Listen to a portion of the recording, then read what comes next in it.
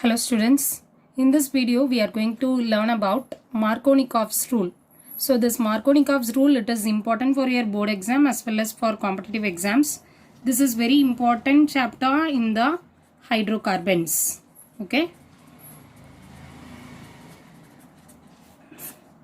So now for this you must first of all identify unsymmetrical alkene. As we know that alkene means double bond. Alkyne means it is triple bond. Okay. So what is mean by unsymmetrical? The carbon bond atoms will not be similar, will not be symmetrical. If you cut them into two halves, it will not be similar. That is what called as unsymmetrical. For example, I have written here, this is an unsymmetrical alkene. See here, if I cut down here, I will get two methyl groups on one side and CH2 group on another side. So the symmetry is not possible here. That's why it is named as unsymmetrical. Okay. And then what is this rule? It is somewhat given in your book as a statement. So first of all, you have to understand this. The most electronegative part of the reagent adds on to the least hydrogen attached doubly bonded carbon. If you read like this, you can't understand anything. So by watching this whole video, I will make you to understand what is this Markovnikov's rule, how we can apply this to our examples. Okay. Now, what is given? Most electronegative part of the reagent. What is the reagent? As we have seen in the videos last. So, substrate plus reagent. Substrate plus reagent, it gives products. So this is what a general chemical reaction. Okay. So these are said to be reactants. Now this is my substrate. Now this water molecule is my reagent. Water molecule is my reagent. So what is given in the rule? Most electronegative part of the reagent. So as we know that water molecule can split as H plus and OH minus. Now which is the negative part? This OH minus is the negative part. Okay. The first line of the rule only I said the most electronegative part of the reagent, that is OH minus, adds on to the least hydrogen attached doubly bonded chain. Now you have to look here. Okay. 3 carbon atoms are here. Among these 3 carbon atoms, which is having least number of hydrogen? Look at here. This carbon contains 3 hydrogen atoms, whereas here there is no more hydrogen attached, whereas here I have 2 hydrogen atoms.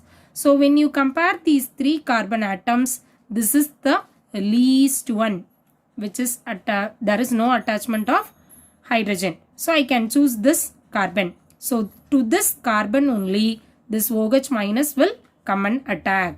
So I can get the product as CH3C, CH3, OH, CH3. Actually what happens? In this case, the bond cleaves and the OH minus attached to the carbon containing less number of hydrogen atom, and the another side of the double bond will attach to H plus, because the water can split as H plus and OH minus, isn't it? So this is what Markovnikov's rule. So this is very easy. Nothing to worry about this Markovnikov's rule. You can easily attempt. Okay. So addition of water, otherwise it is called as hydration of alkene also. So whatever may be asked in your question paper, you can simply solve this. Next one is, how will you add addition of alkyl halides? Alkyl halides, for example, HBr or HI, HCl, HF, like this. So addition of alkyl halides. This is what we are going to see now. Okay. So let us consider the same example. CH3, C, double bond CH2 and CH3. Okay. Now in this case, we are going to discuss. Either we can choose this or the same example I have discussed here. So let me choose one more example. CH3 CH double bond CH2.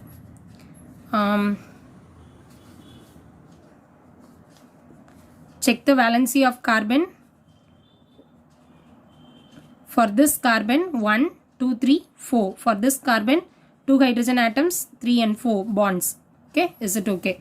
Now this is what I am going to consider. Now write down this CH3 CH double bond CH2. Okay. So as per the Markovnikov's rule, what will happen?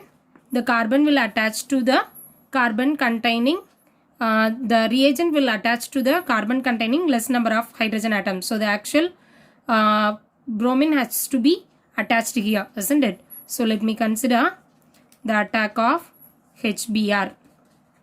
So HBr, how it will separate or how it will ionize? HBr, it will be ionized into H plus and Br minus. So the answer I can get is CH3 CH Br single bond CH3. So this is what the actual reaction. Now for this we are going to learn the mechanism.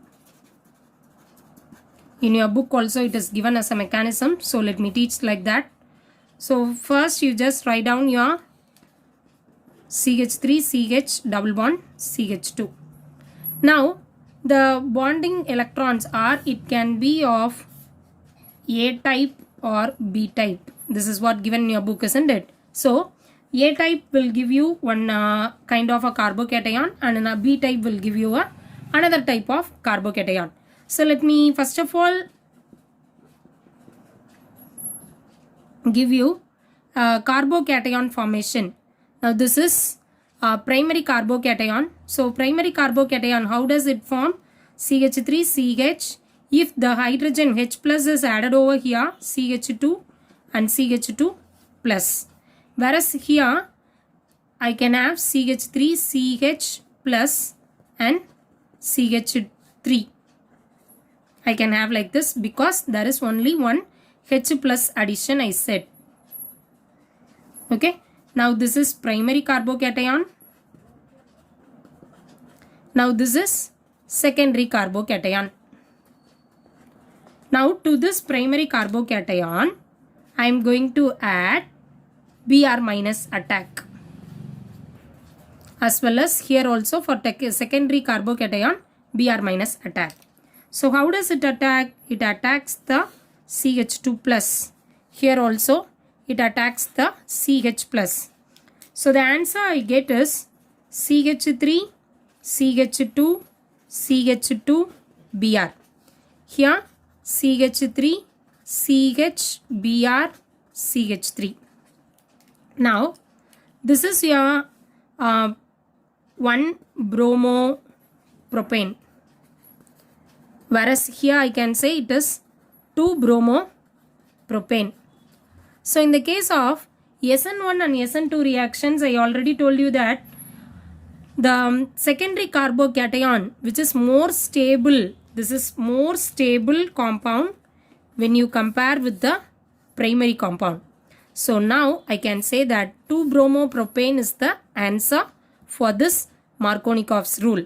So it doesn't obey the Markovnikov's rule, whereas this B type obeys the Markovnikov's rule.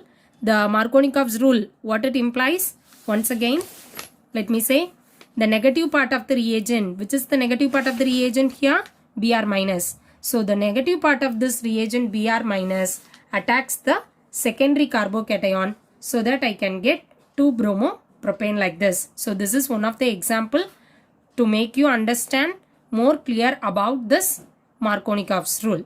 Thanks for watching. Thank you, students.